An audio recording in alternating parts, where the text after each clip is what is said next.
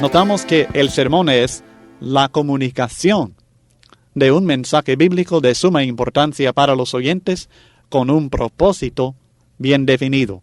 La unidad del sermón se relaciona íntimamente con dos aspectos del sermón: la comunicación y el propósito. Para comunicar efectivamente es necesario tener un buen arreglo del estudio, de los materiales que va a presentar.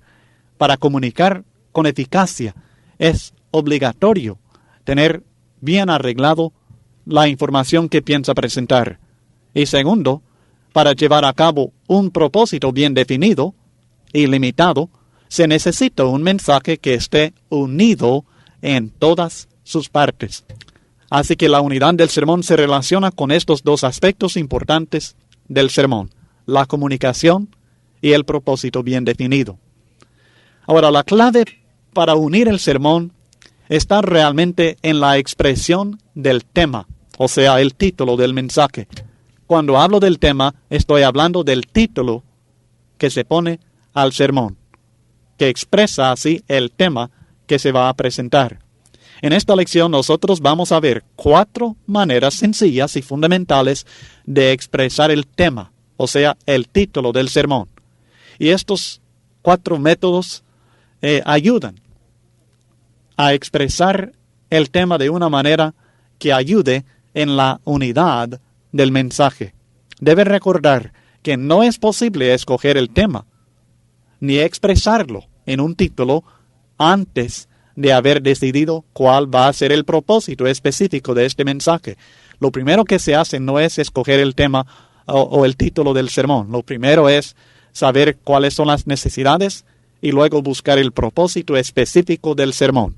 Pero una vez que tenga ese propósito específico, debe buscar una manera de expresar el tema que usted va a predicar.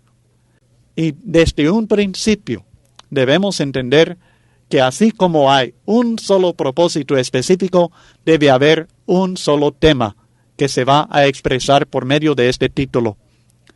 Es importante usar únicamente la información que se relaciona directamente con el tema, como también con el propósito designado.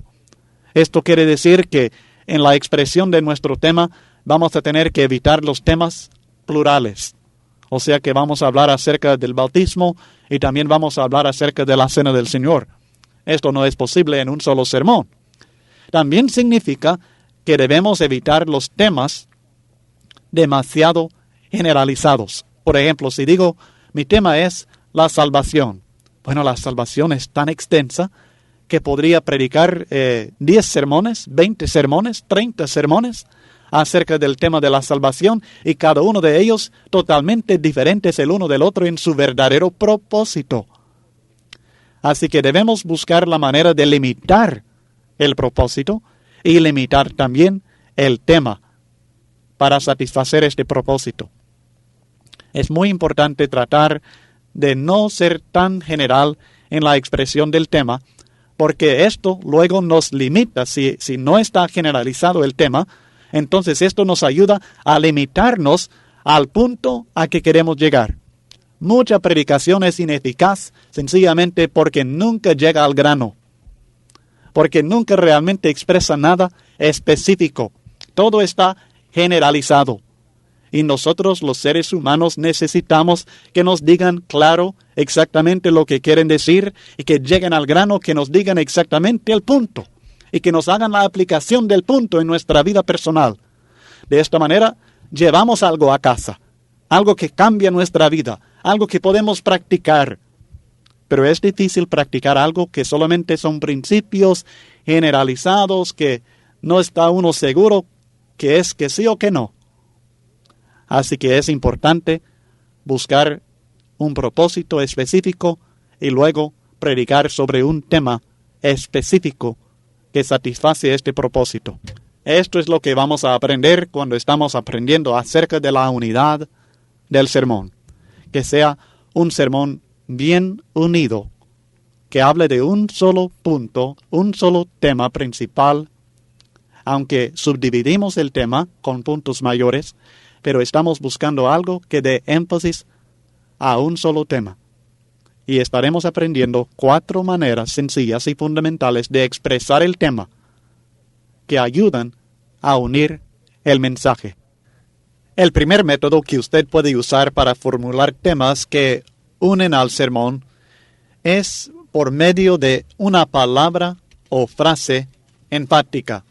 Primeramente tenemos un sermón cuyo tema es la potencia del Evangelio. Note que no estamos hablando sencillamente del Evangelio, sino que hemos escogido la palabra potencia, y esta es la palabra que vamos a enfatizar en cada uno de los puntos mayores del sermón.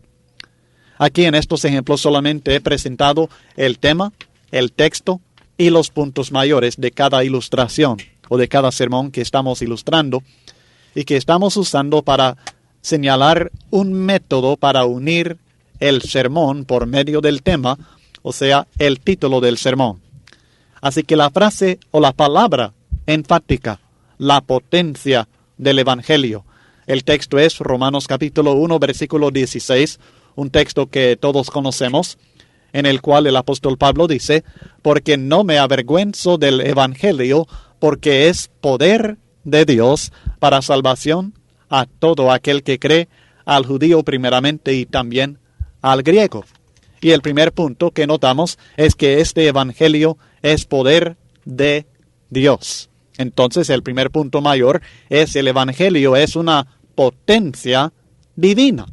Estamos usando la palabra potencia para enfatizar esto acerca del Evangelio y así unir el tema, unir el sermón. El tema es la potencia del Evangelio. Cada punto mayor va a usar esta palabra potencia para que todo lo que hablemos en este mensaje tenga relación con la potencia del Evangelio. No solamente con el Evangelio, sino con su poder. El segundo punto es que es poder de Dios para salvación. Entonces el Evangelio es una potencia salvadora. Es para salvación, es un poder que salva. Y el tercer punto es que es poder de Dios para salvación a todo aquel que cree. Así que el Evangelio es una potencia universal. Es para todos los hombres que creen en Jesucristo. Así hemos unido este mensaje por usar esta palabra enfática en el tema, en el título y en cada uno de los puntos mayores. Potencia, potencia, potencia del Evangelio. El tercer ejemplo es de un sermón que lleva por tema o título los resultados de andar con Cristo.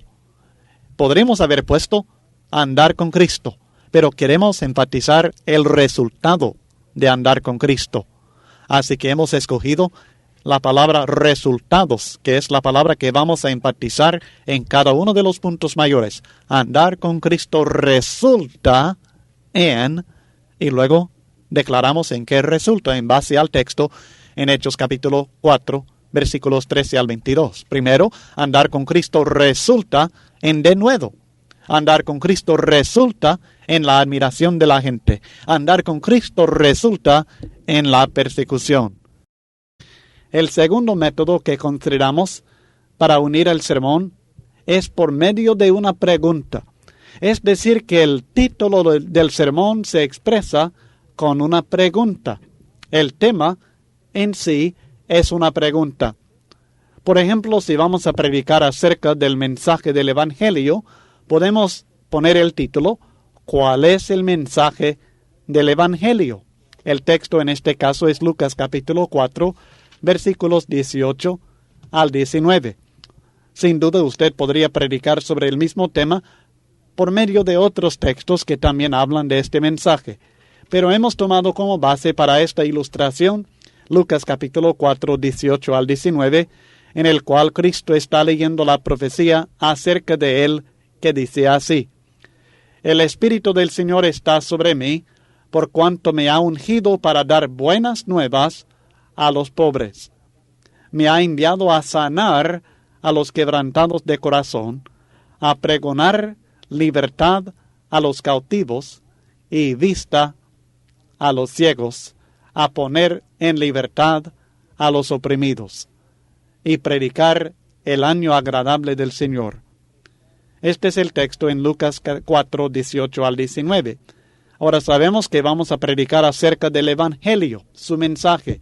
Pero para unir este sermón, hacemos la pregunta: ¿cuál es el mensaje del Evangelio? En este caso, los puntos mayores del sermón sencillamente son respuestas bíblicas a la pregunta. En el caso que tenemos en la ilustración que les estoy presentando en Lucas 4, estamos usando los puntos que salen de este mismo texto. Usted podría formular otro sermón con el mismo tema, la misma pregunta, tal vez en base al mismo texto, pero luego tomar otros textos bíblicos que también señalan cuál es el mensaje del Evangelio.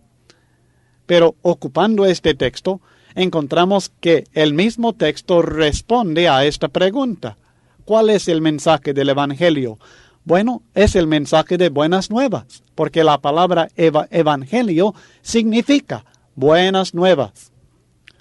El mensaje del Evangelio es el mensaje que Cristo predicó a los pobres. Les anunció buenas nuevas, dice el texto.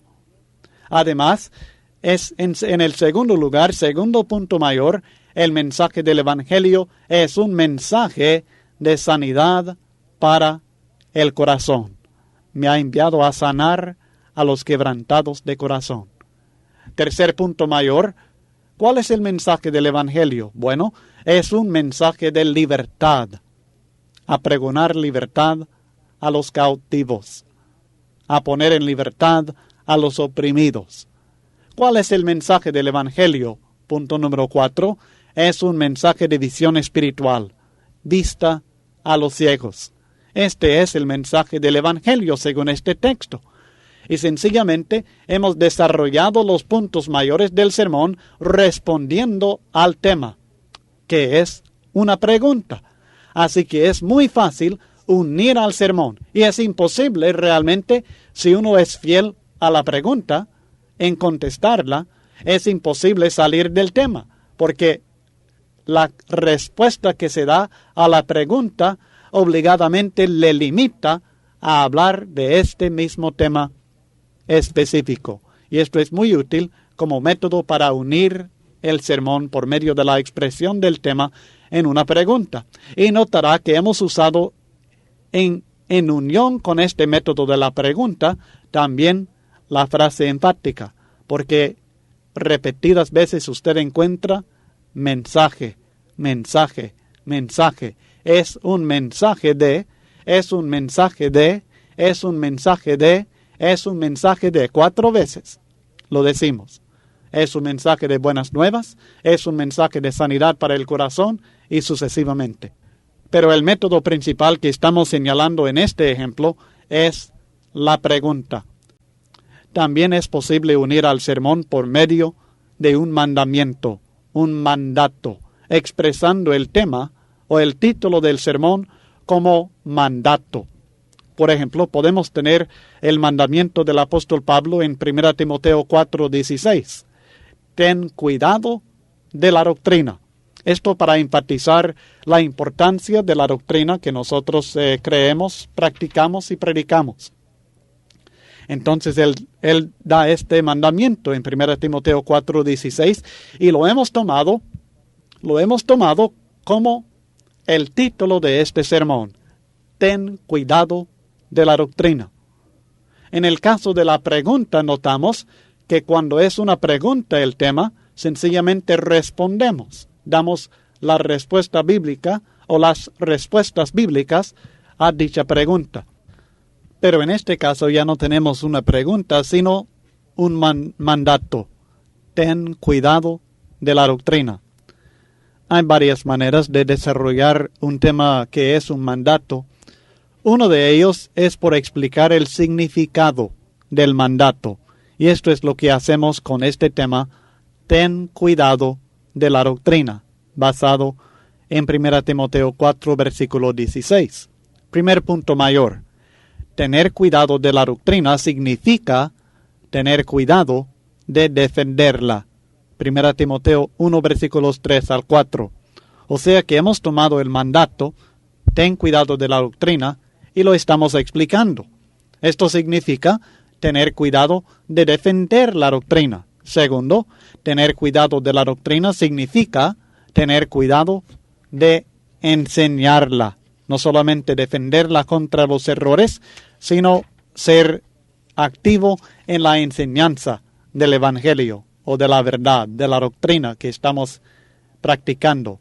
Y en el tercer lugar, tercer punto mayor, tener cuidado de la doctrina significa tener cuidado de adornarla. 1 Timoteo capítulo 4, versículo 12. Y en este caso adornarla significa por medio de nuestras buenas obras, por medio del ejemplo de nuestra vida, adornar la doctrina de Cristo para que sea más atractiva a la gente. Notará que hemos usado palabras empáticas, o sea, frases empáticas en cada uno de estos puntos. Ten cuidado de la doctrina. Y también hemos explicado el significado del mandato.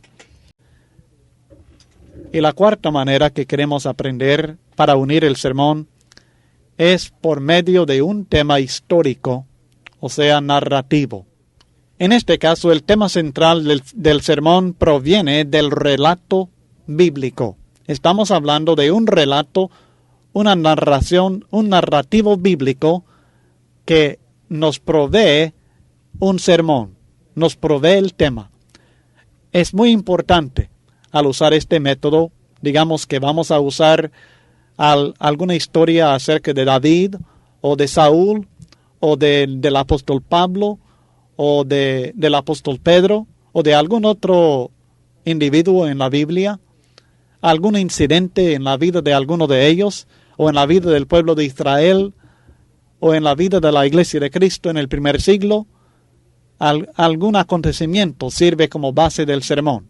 Pero cuando usamos este método, es muy importante dar énfasis a la aplicación de aquel incidente a la vida de los oyentes, es decir, los oyentes modernos.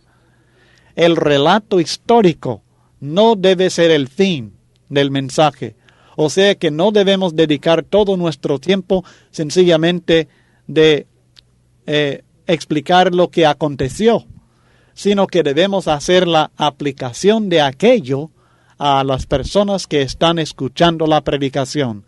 El relato histórico debe ser un medio para aplicar la verdad de Dios a los oyentes.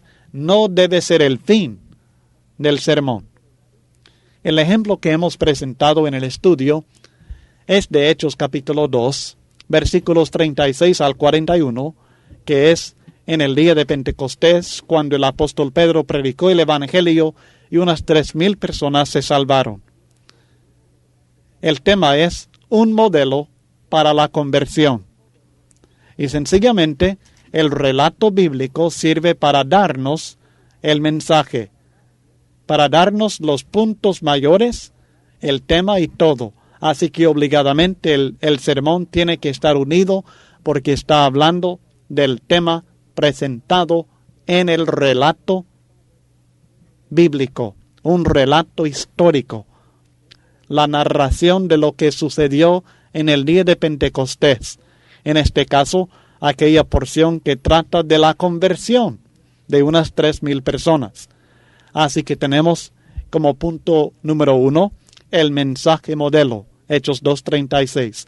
A este Jesús a quien vosotros crucificasteis, Dios le ha hecho Señor y Cristo. El mensaje modelo es Cristo mismo. Número 2, el corazón modelo. Cuando oyeron esto se compungieron de corazón y dijeron, varones hermanos, ¿qué haremos? Este es el corazón modelo, el corazón que cada uno debe tener, y se hace la aplicación a los oyentes, que ellos deben tener esta misma actitud de corazón al escuchar el mensaje de Dios. Tercero, el mandamiento modelo, arrepentíos y bautícese. Aquí se explica los mandamientos que Dios nos ha dejado como modelos para la conversión. Al creyente Dios dice que se debe arrepentir y se debe bautizar, y se explica el significado de estos mandamientos.